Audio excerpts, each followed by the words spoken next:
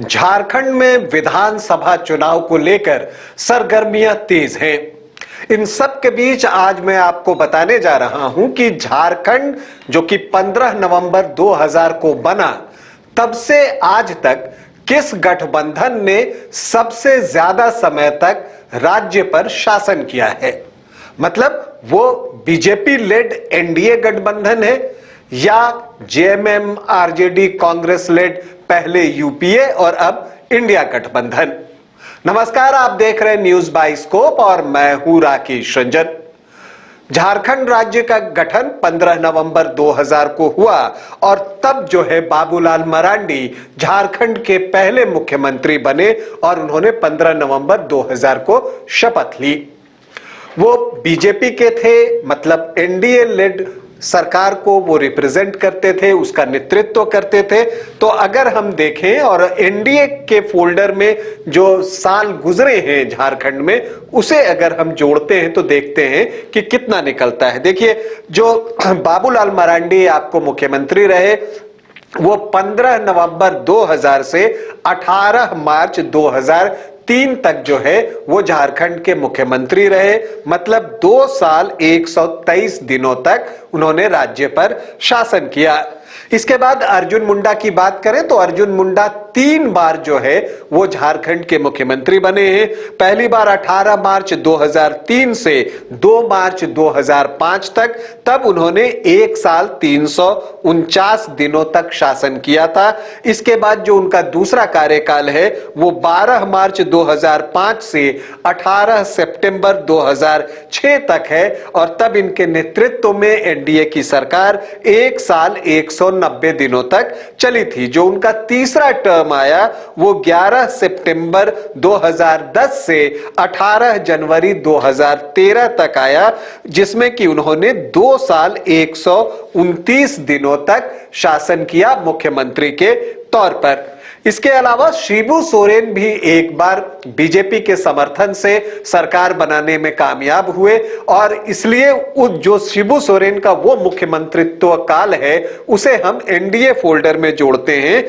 तब 153 दिनों के लिए शिबू सोरेन राज्य के मुख्यमंत्री बने थे बीजेपी के समर्थन से, और वो जो समय था वो था 30 दिसंबर 2009 से 1 जून 2010 तक। इसके बाद रघुवर दास जो है 2014 में मुख्यमंत्री बने और तब वो 28 दिसंबर 2014 से 29 दिसंबर 2019 तक झारखंड के मुख्यमंत्री रहे। मतलब कि 5 साल और 1 दिन तक वो मुख्यमंत्री रहे। अब अगर इन मुख्यमंत्रियों के जो कार्यकाल हैं एनडीए फोल्डर में, उन्हें हम जोड़ें तो वो निकल कर आता है 13 साल 215 दिन। मतलब कि एनडीए ने जो सरकार चलाई है उसमें 13 साल 215 दिनों तक झारखंड में शासन किया है और जिसमें एक बार मुख्यमंत्री जो हैं वो शिबू सोरेन भी 153 दिनों के लिए बने। मतलब बीजेपी के नेतृत्व में 13 साल से ज्यादा समय तक यहां सरकार चली है और एक बार शिबू सोरेन के नेतृत्व में एनडीए की सरकार 153 दिनों तक चली थी। अब हम यूपीए जो कि अब इंडिया फोल्डर हो गया है उसकी बात करते हैं कि उसमें कितने दिनों तक शासन हुआ। तो देखिए, जो पहली बार यूपीए की सरकार बनी वो 2 मार्च 2005 को बनी, वो विधानसभा चुनाव के बाद, और उस समय शिबू सोरेन जो है वो मुख्यमंत्री बने, लेकिन उनका कार्यकाल बहुत छोटा रहा, 10 दिनों का उनका कार्यकाल रहा। 2 मार्च से वो 12 मार्च 2005 तक ही मुख्यमंत्री रहे और फिर उन्होंने इस्तीफा दे दिया। यूपीए में अगर हम दूसरी बार की बात करें तो फिर से शिबू सोरेन एक बार मुख्यमंत्री बनते हैं 27 अगस्त 2008 को और वो 19 जनवरी 2009 तक झारखंड के मुख्यमंत्री रहते हैं। मतलब ये जो उनका कार्यकाल था वो 145 दिनों का कार्यकाल था। उसके बाद झारखंड में मधु कोड़ा मुख्यमंत्री बनते हैं जो कि निर्दलीय थे, लेकिन यूपीए के समर्थन से वो झारखंड के मुख्यमंत्री बने और उनका जो कार्यकाल था वो था 18 सितंबर 2006 से 27 अगस्त 2008 तक। मतलब कि 1 साल 344 दिनों तक मधु कोड़ा मुख्यमंत्री रहे झारखंड के और उनके नेतृत्व में यूपीए की सरकार चली।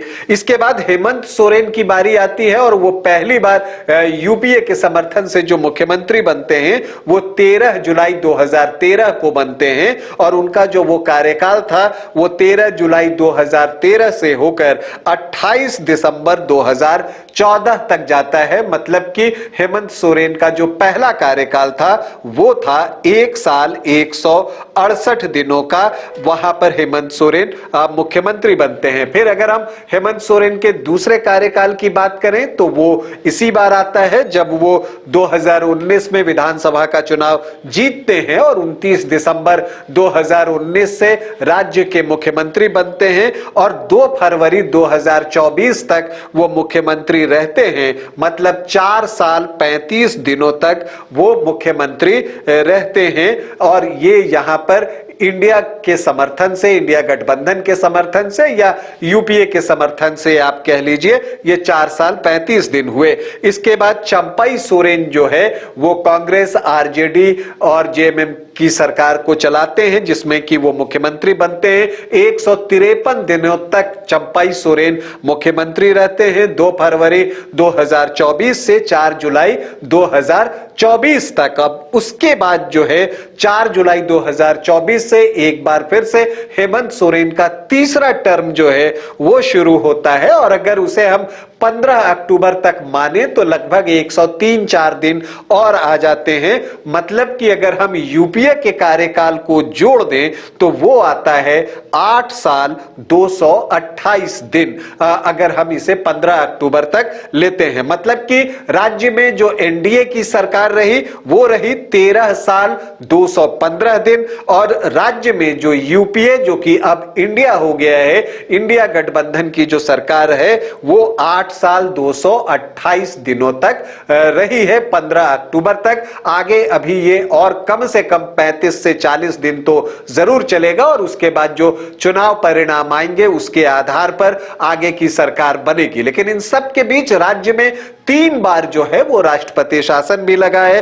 पहली बार 19 जनवरी 2009 से 30 दिसंबर 2009 तक 345 दिनों के लिए यह राष्ट्रपति शासन लगा था। फिर दूसरी बार 1 जून 2010 से 11 सितंबर 2010 तक, तब 102 दिनों के लिए राष्ट्रपति शासन था। और तीसरी बार जो राष्ट्रपति शासन लगा था झारखंड में वो 18 जनवरी 2013 से 13 जुलाई 2013, मतलब कि 176 दिनों के लिए राष्ट्रपति शासन लगा था।